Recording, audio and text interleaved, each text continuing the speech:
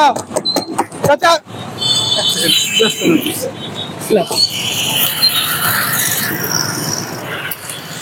এই গাড়ি কার চাচা? গাড়ি উপজেলা পরিষদ।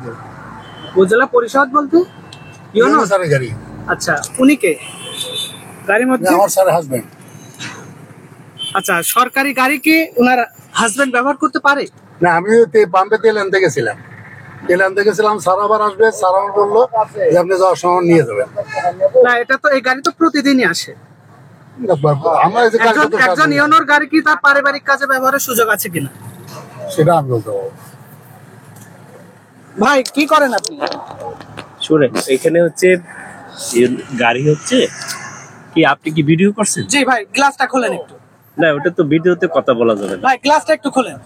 মাত্র 30% টাকায় জমির মালিক হয়ে নতুন বাংলাদেশের গড়ে তোলার স্বপ্ন দেখা বাংলা বসতি। এটা হচ্ছে জি, ইউরোপ অনেক মুভ হয় তো, প্রায় প্রতিদিনই তেল লাগে।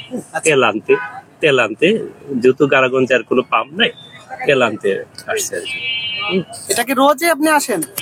আমরা তো জানি আপনি রোজ সকালে আসেন। না, আমি স্যারের নিয়ে আসছি কালকে যদি কোনো মিটিং থাকে সেক্ষেত্রে যদি আপনার ইউনো স্যার যায় তাই একসাথে চলে আসে আর কি। এমনিতে পার্সোনালি তো ব্যবহার করার কোনো সুযোগ নেই। আচ্ছা স্যার, হ্যাঁ, এটাই আর কি। ঠিক আছে, ওকে, যান। হ্যাঁ,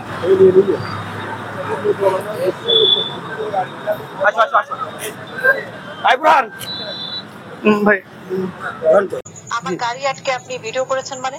না না, গাড়ি আটকে ভিডিও করাটা বিষয়টা ওরকম না। সরকারি গাড়ি ব্যক্তিগতভাবে ব্যবহারের সুযোগ আছে কিনা সেটা জানার জন্য। সেই বিষয়ে তো আপনি আমার সাথে কথা বলবেন, আপনি তো গাড়ি আটকে তো অন্য কারোর সাথে কথা বলতে পারেন না। না না, আমি তো ভিডিও নিতেই পারি গাড়ির।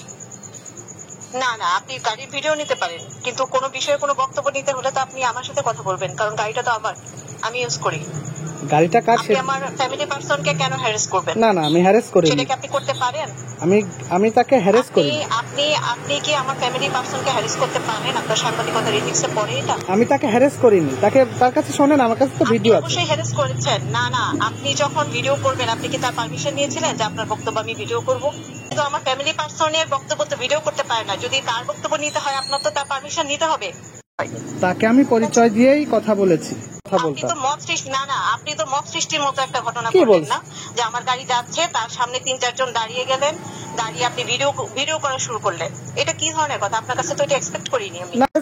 আপনি ওইটাও বলেন আমার তো সরকারি বাসা, সেখানে আমি ফ্যামিলি নিয়ে কেন থাকবো? আমার মতে এটা আসলে আপনি এরকম ভাবে আপনার অ্যাপ্রোচটা করা ঠিক হয়। আপনার কোনো বিষয়ে জানার থাকলে আপনি আমার সাথে কথা বলতে পারতেন, আমার সাথে কথা বলে আপনি যা খুশি আপনি সেটা করতে পারতেন। আচ্ছা, আপনি আমার সাথে এসে জিজ্ঞেস করবেন যে আপনার গাড়ি গারাগঞ্জ যায়, কেন যায়, কাকে আনে, আপনি আমার সাথে কথা বলবেন। আপনি আমার জুরিসডিকশনের মধ্যে আপনি আমার গাড়ির সামনে গিয়ে 3-4 জন দাঁড়িয়ে গেলেন, মানে আমার জুরিসডিকশনের মধ্যেই আপনি, এমন না যে সেটা আপনি ঝিনাইদহ গাড়ি গিয়ে আটকে, স্যার আপনার গারাগঞ্জ, আমার জুরিসডিকশনের মধ্যে আপনি আমার গাড়ির সামনে দাঁড়িয়ে গেলেন।